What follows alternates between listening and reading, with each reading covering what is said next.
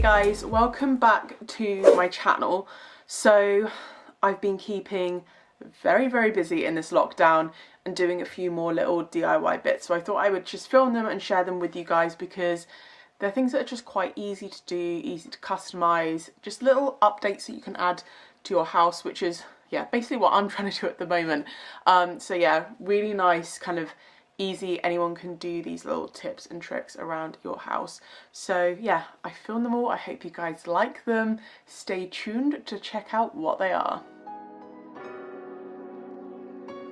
So first project, I actually had this pinboard lying around. I've been using it in my office, but I'm just not in love with the way it looks. It's just very kind of brown. It doesn't really fit in, and I'm not a massive fan of these kind of primary coloured pins either. So I started off by just obviously removing the pins because my plan is to basically kind of take down the brown tone of the cork.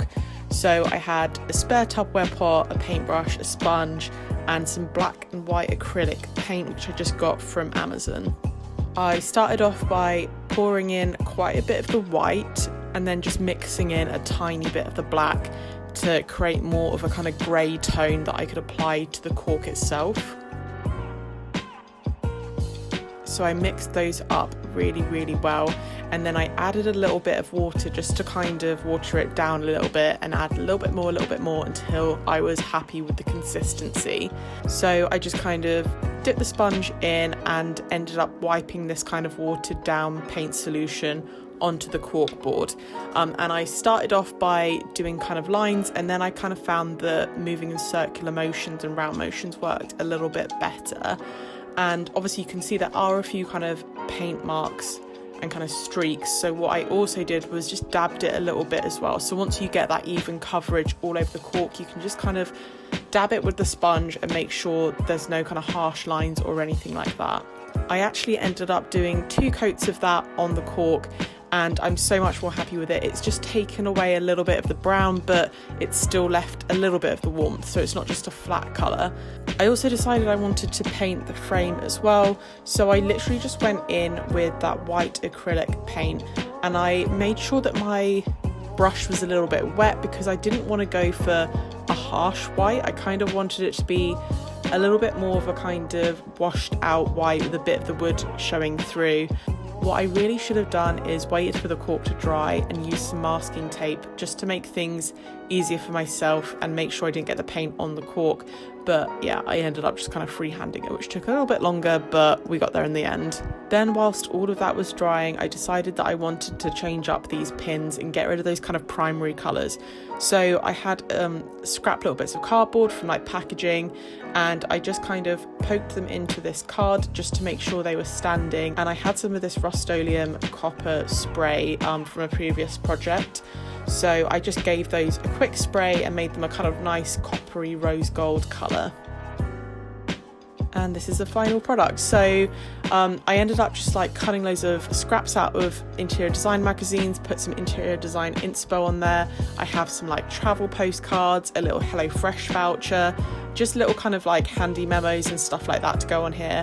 And here are the rose gold pins as well, which I'm really happy with. I've got to be honest, I'm not in love with the frame. It didn't turn out how I wanted it to, but I may redo it at a later stage, but I just don't know what I want to do with it just yet.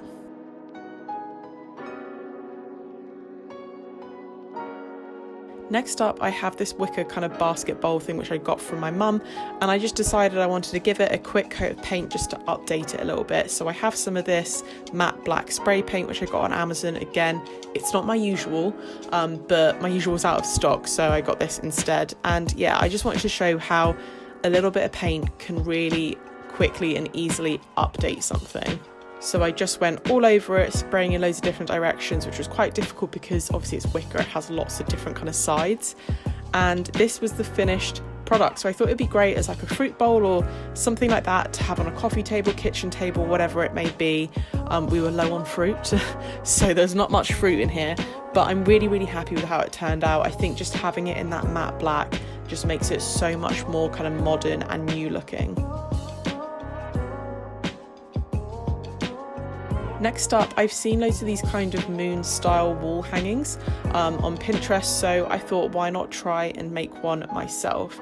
So what I did is, again, I took just some scrap bits of cardboard out of our recycling bin and I drew around this reed diffuser. Basically, it was just to get 6 of the same size circles. So I just traced around them, cut them all out. I don't think you have to be too worried about being really precise. So here are my 6 circles that I just cut out. This is to make 2 wall hangings, by the way. So I put 2 of the circles to one side, and then with the remaining 4, I cut them in half to make them semicircles. I then put 4 of those semicircles aside, and then with these 4 semicircles, all I did was freehand a kind of arch onto them just to make it a moon shape. You can use a larger circle, but I just thought I'll just freehand it. So that's what my moon looked like. I did that on all 4 of them, and then I just ended up cutting them out.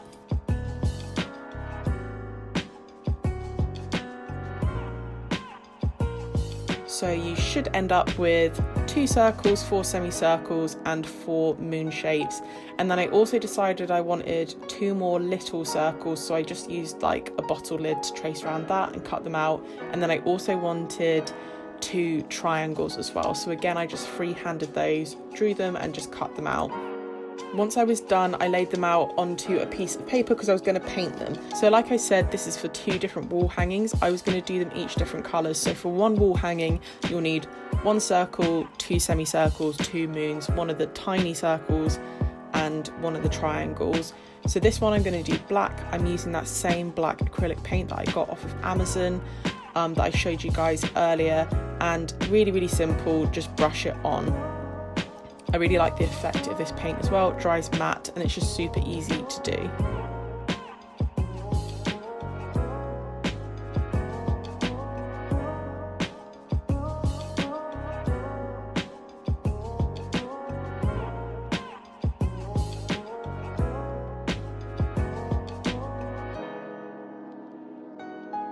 Once I'd painted all of those black, I put them to one side and then laid out all the shapes for the second one that I was going to do. Very similar to before, but I've just got a different paint. So this is a different acrylic paint that I got off of Amazon, and it's a mother of pearl effect. So again, just brush that on. It was really quick and easy to do.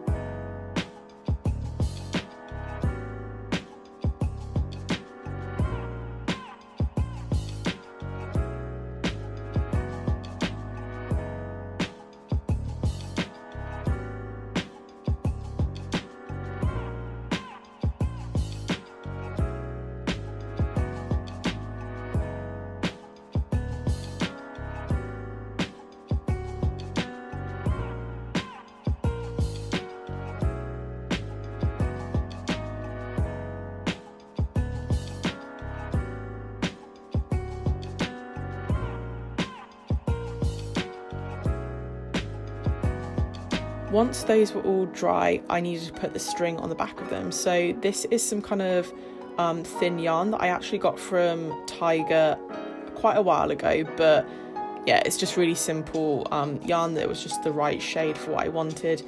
And I was laying out my mobiles ready to attach the string on the back. So you want to lay them out in the correct order, flip them over so the back side of them is facing up. And then what I did is I cut a piece of yarn to the right size, and then I created a loop in the top like this. This is so that you'll be able to put a little nail in the wall and attach it to the loop. So ideally I would use hot glue. I'd use like a glue gun, but I ran out of glue for my glue gun, so I'm having to use masking tape, but I'm probably going to go and update this later once I do get more glue. So I literally just taped that on the back, but made sure that a little bit of the loop was out at the top, so that this is what you can attach to a nail in the wall. Alternatively, if you don't want to nail anything into the wall, you can just really easily use like command strips or double-sided tape to attach it to the wall as well. So I use my phone to actually space them out. You can just do it freehand, you can use a ruler however much you want. I spaced it out, and then actually I got to the end and realised that I didn't have enough string, so I actually had to budge them up a little bit. But yeah, I basically just attached the string to the back and taped it, and I did the same for both of the mobiles. And then any excess of the string you have on the back you can just cut off. And here they both are hung up. I like to have them on like different levels, so I kind of staggered the height of them. The black one I accidentally did shorter than the pearl grey one, but it doesn't matter too much. I still think they look really great. I'm really happy with them. One little tip is that I did actually use a little bit of sticky tape on the back of the triangle just to kind of anchor it to the wall and make sure it wasn't going to move around too much. So next up I had this coat hanger kind of wall hanging project. So I picked up a pack of these coat hangers from Poundland a very, very long time ago. They've been sat in my cupboard a while. And then I also had this yarn to hand. And what I did is I cut my yarn into these long lengths. I did 30 of these long lengths. Obviously the length depends on how long you want your wall hanging. And then what you're going to do is you're going to take one strand at a time, double it up, take the loop of it, push it over the coat hanger and then pull the two tails through the loop. I think that's called a lark head knot. And then yeah, you're basically going to do that with all of them. So just folding them in half, looping them over, pulling the two strands through that loop and just doing it again and again and again until you have all of your lengths of yarn on the actual coat hanger.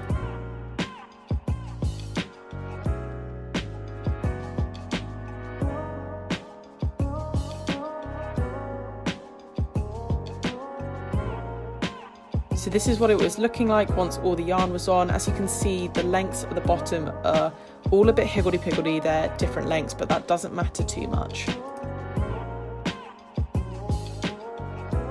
because now we're going to cut them all the same length. So I chose how long I wanted the longest part of my wall hanging, and I just cut them all the same length in a straight line across the bottom. Don't worry about being too neat, because now we're going to cut it into a V shape.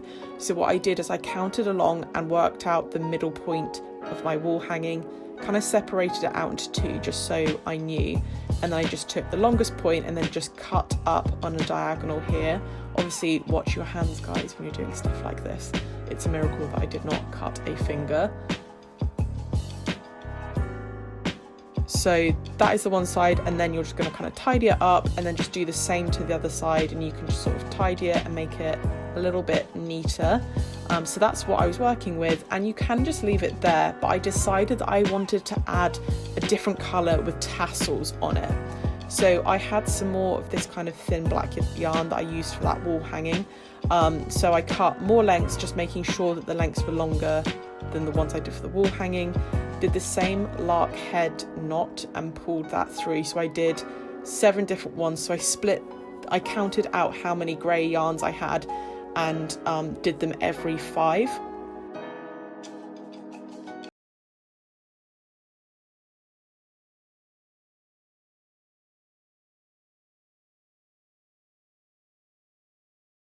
Some tassels to kind of sit on the bottom of them. I've shown you guys how I do this before, but basically I took 3 fingers and I wrapped this round my 3 fingers. I did it like, I don't know, 15 times I think. Doesn't matter too much, it just depends how big you want your tassels, and then obviously any excess you can just trim off. So you should be left with a loop like this. You're going to keep that in half, and then what you're going to do is wrap another bit of kind of yarn or string around just to create that kind of like bobble for the top of the tassel. So once you've tied that round, you're just going to put a couple of little knots in and then just cut off any excess string.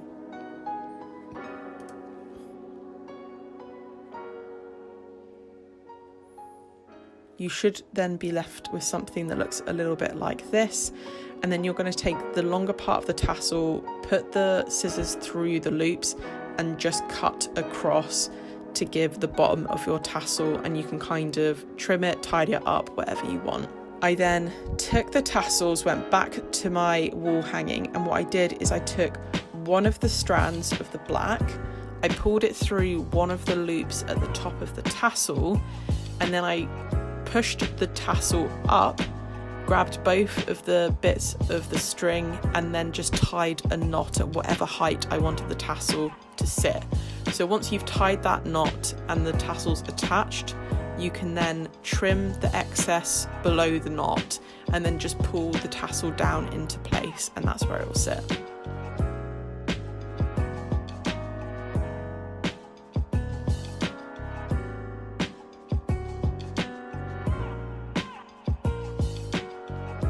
And this was the final product.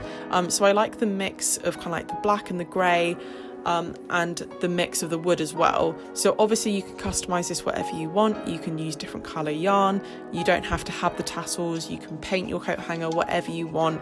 I do wish that I had maybe like a black bead to add above the tassel, just to weight it down a little bit.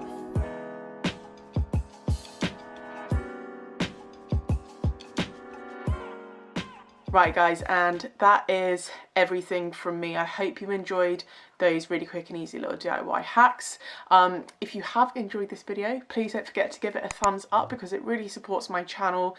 Any links for stuff that I'll be able to find, I'll just leave them down in the description box below. And if you haven't already subscribed, don't forget to hit the subscribe button and don't forget to turn your notifications on so you never miss an upcoming video. But until next time, I will see you guys later.